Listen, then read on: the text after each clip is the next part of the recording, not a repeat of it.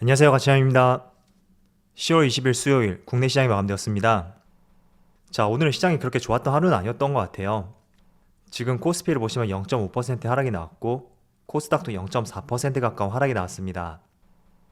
일단은 지금 지수 자체가 조금은 조심할 부분이지 않나, 저는 이런 생각을 하고 있습니다. 지금 코스피의 위치를 보시더라도 21선 근처에서 단기 매물대에 접해 있고, 또 미국 3대 지수 마찬가지로 전고점 근처까지 상당 부분 올라온 측면이 있습니다. 그래서 단기적으로 매물대에 부딪힐 수 있는 만큼 이번 주 남은 시간은 적극적인 매매보다는 다소 관망의 시간을 가져보는 것도 좋은 방법이 될 것 같습니다. 자, 이어서 시가총액 상위 종목들을 살펴보면 오늘 시총 상위 종목 내에서는 LG화학을 제외하고 대부분의 종목들이 조금은 약세 흐름이 나왔어요. 그래서 LG화학하고 삼성 SDI는 조금 뒤에서 말씀을 드려보고, 오늘은 포스코의 낙폭이 좀 심한 것 같네요. 그리고 코스닥. 자, 코스닥은 컨텐츠 기업을 제외하고 대부분이 좋지 못한 흐름이 나왔습니다. 그래서 시가총액 상위 종목들을 보시더라도 오늘 시장 자체가 그렇게 좋았던 하루는 아니었다고 파악을 해볼 수가 있겠죠. 자, 이어서 수급을 살펴보면 오늘은 어제하고 다르게 기관과 외국인의 동반 순매도가 나왔고, 그리고 코스닥도 마찬가지로 기관과 외국인의 동반 순매도가 나왔습니다. 그리고 아직까지는 외국인의 적극적인 매수세가 들어오지 않는 만큼 항상 투자를 하면서 변동성은 늘 생길 수 있다는 것에 대해서 염두를 해두시는 것이 좋을 것 같아요. 그리고 삼성전자를 살펴보면 오늘은 특이하게 외국인의 소폭의 순매수가 들어왔네요. 반대로 기관은 순매도를 보여주었고, 그래도 지금 4거래일째 7만원 위에서 횡보를 하고 있죠. 그리고는 시총 상위 종목 내에서 좋은 모습이 나왔던 LG화학, 오늘 기관과 외국인의 동반 순매수가 들어왔고 외국인이 지금 8거래일 연속으로 꾸준한 순매수를 보여주고 있습니다. 물론 기관도 꾸준하게 순매수를 보여주고 있죠. 그래서 수급적인 면은 상당히 좋은 것 같아요. 그리고 카카오도 마찬가지예요. 오늘 기관과 외국인의 동반 순매수가 들어왔고 외국인과 기관 지금 꾸준히 매수세가 들어오고 있습니다. 자, 그리고 어제하고 동일한 가격이 마무리되었던 현대차, 오늘 외국인의 순매수가 들어왔고 기관과 개인이 순매도를 보여주었네요. 그래도 외국인은 지금 3거래일 연속으로 매수세를 이어가고 있습니다. 자, 이어서 주체별 매매 동향을 살펴보면 10월 20일 외국인이 가장 많이 매수한 종목은 SK하이닉스, JYP, 현대차, 하나금융지주, LG화학, 이렇게 5종목을 순매수 상위종을 올렸습니다. 오늘 엔터주도 굉장히 강했었죠. 그리고 기관은 네이버, 크래프톤, SKC, LG화학, 하이브, 이렇게 5종목을 순매수 상위종 올렸습니다. 기관도 마찬가지로 엔터주를 많이 매수했네요. 하이브, YG, JYP.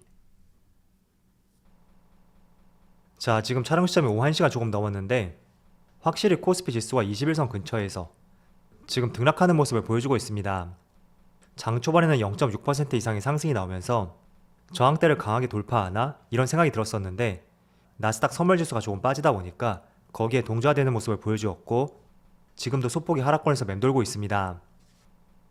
자, 그리고 전날 미국 증시의 흐름을 살펴보면 일단은 나스닥이 오늘도 0.7% 상승을 보여주면서 확실히 강한 모습을 보여주었고, 그리고 S&P 500 마찬가지로 0.7% 상승과 함께 직전 고점 근처까지 굉장히 빠르게 반등을 보여주었습니다.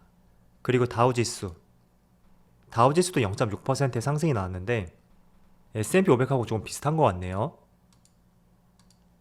자, 그래서 다우지수하고 S&P 500 그리고 나스닥까지 모두 직전 고점 근처까지 상당히 많이 올라왔는데 국내 시장은 조금 아쉬운 모습이 있습니다. 확실히 지금의 주가 위치를 보시더라도 직전 고점하고 괴리율이 상당히 크거든요. 자, 그런데 이런 부분은 우리가 좀 이해할 필요가 있다고 말씀을 드렸습니다. 어쨌든 미국 시장은 전세계 시장이라고 볼 수가 있고 국내 시장은 2%가 채 되지 않는 작은 시장이기 때문에 조금은 다른 모습이 나올 수도 있고, 개별 종목도 마찬가지예요. 제가 어제 예시를 들어서 말씀을 드렸는데 어느 날 같이 폭락을 했다고 하더라도 시장이 빠르게 돌아섰을 때는 시장을 주도하는 업종과 종목, 그 종목이 빠르게 상승할 가능성이 높다고 말씀드렸습니다. 반대로 조금은 소외됐다고 볼 수 있는 업종에 대해서는 1번 예시보다는 조금 못 미치는 상승으로 이렇게 마무리를 할 수가 있거든요. 그래서 1번이 미국 시장이라고 한다면 이번은 국내 시장이 될 수가 있겠죠. 그래서 이런 부분은 조금 아쉬울 수는 있어도 국내 시장을 욕할 수 있는 부분은 아닌 것 같아요.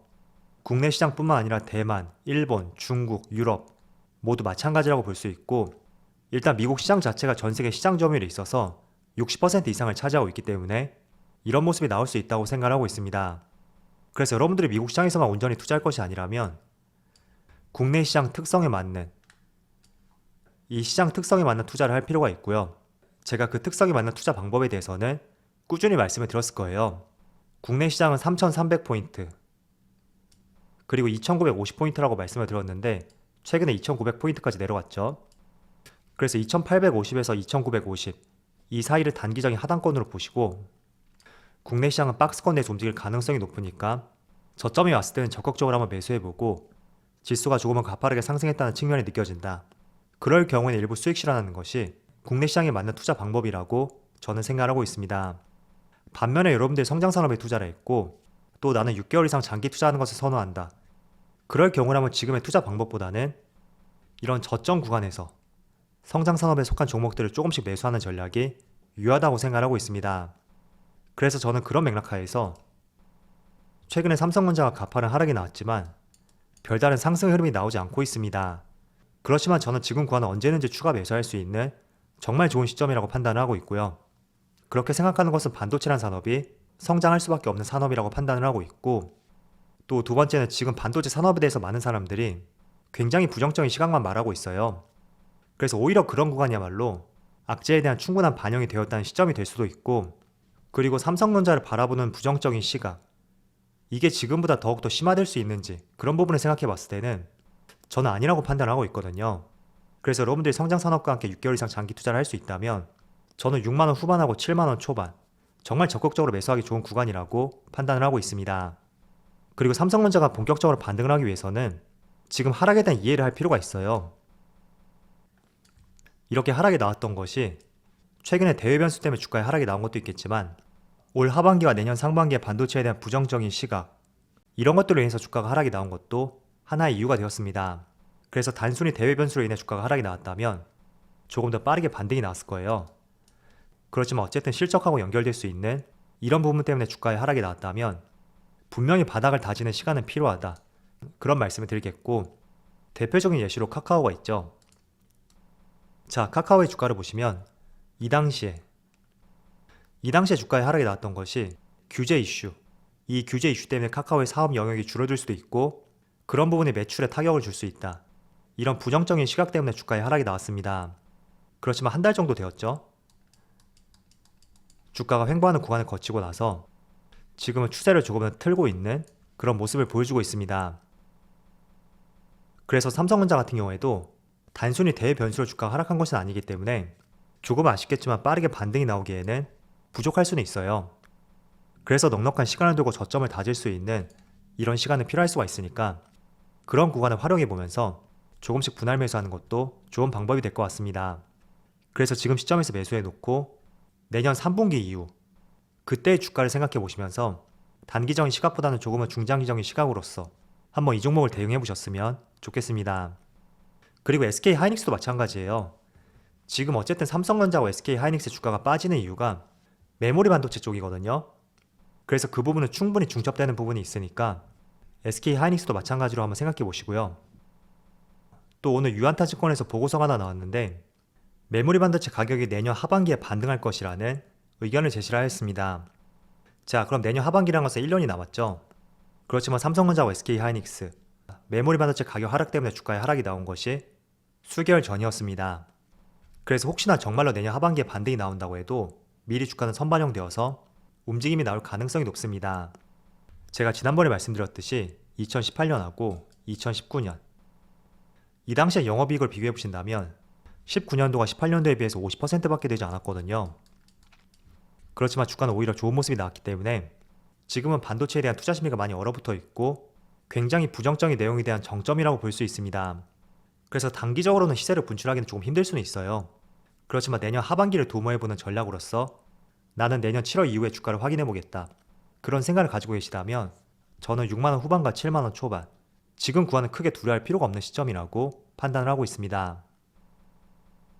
자, 그리고 오늘 LG화학이 시가총액 상위 종목 내에서 가장 좋은 흐름을 보여주고 있는데, 일단 어제 나온 기사를 살펴볼게요. 삼성 SDI가 사실 미국 진출을 위해서 스텔란티스와 합작사를 설립할 것이라고 다들 알고 있었습니다. 그런데 SDI뿐만 아니라 LG 에너지 솔루션도 MOU를 체결했다는 이런 기사가 나왔거든요. 그래서 LG화학 측면에서는 조금 새로울 수 있는 재료였기 때문에 주가의 반응이 조금 더 크게 나오지 않나, 이런 생각을 하고 있고요. 또 전에 LG 에너지 솔루션 자회사 상장, 작년에는 굉장히 부정적인 이슈였다면 이제 이런 부분이 충분히 주가에 반영이 되었잖아요.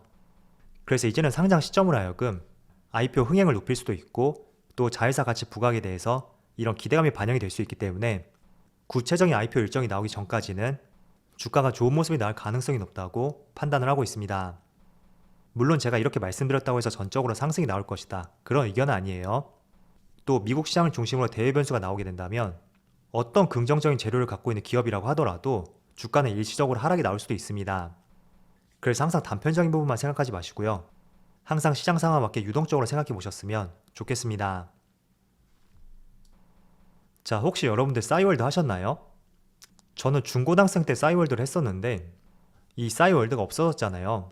그런데 2년 3개월 만에 로그인이 재개가 되었고 무려 872만 명이 접속을 하면서 전성기 기록을 넘어섰다는 발표가 나왔습니다. 물론 첫날의 때문에 전성기 기록을 넘어설 수는 있겠죠. 하지만 이런 부분이 얼마나 지속이 될지, 그 부분은 꾸준히 한번 지켜봐야 될 것 같아요. 그래서 이런 이슈가 조금은 단발적인 이슈인지, 아니면 최근에 오징어 게임을 중심으로 컨텐츠 관련주에 굉장히 좋은 흐름이 나오고 있는데 그런 것처럼 조금 더 끌고 갈 수 있는 재료인지, 그 부분은 조금 더 판단을 해봐야 될 것 같습니다. 그래서 제가 세 종목을 말씀드려 볼 테니까 매수하라는 의견보다는 조금 알아두는 것도 괜찮을 것 같아요. 그래서 한번 말씀드려 볼게요. 자, 먼저 인트로메딕. 이 종목은 싸이월드의 대주주라고 알려져 있는데 오늘 강한 거래량과 함께 상한가를 갔고, 그리고 최근에 넷플릭스 컨텐츠의 마이닝과 관련해서 관련주로 묶였었던 NH벅스, 이 종목도 오늘 강한 거래량과 함께 마찬가지로 상한가를 갔습니다. 그리고 NH벅스 같은 경우에는 싸이월드의 음악 서비스를 제공하는 기업이라고 알려져 있거든요. 그리고 세 번째는 다날. 지금 제가 촬영 시점이 오후 1시간 조금 넘은 시각에 현재 25% 이상의 급등이 나오고 있고 마찬가지로 거래량이 크게 실렸습니다. 그리고 다날은 결제 대행사라고 알려져 있는데 어쨌든 싸이월드와 관련된 세 종목, 다날만 상한가를 가게 된다면 지금 관련 세 종목이 모두 상한가를 갔다고 볼 수가 있죠. 그래서 싸이월드 관련주가 오징어 게임만큼 파급력이 크다고 보여지는 것 같아요. 때문에 지금 적극적으로 매수하자는 의견은 절대 아니고요.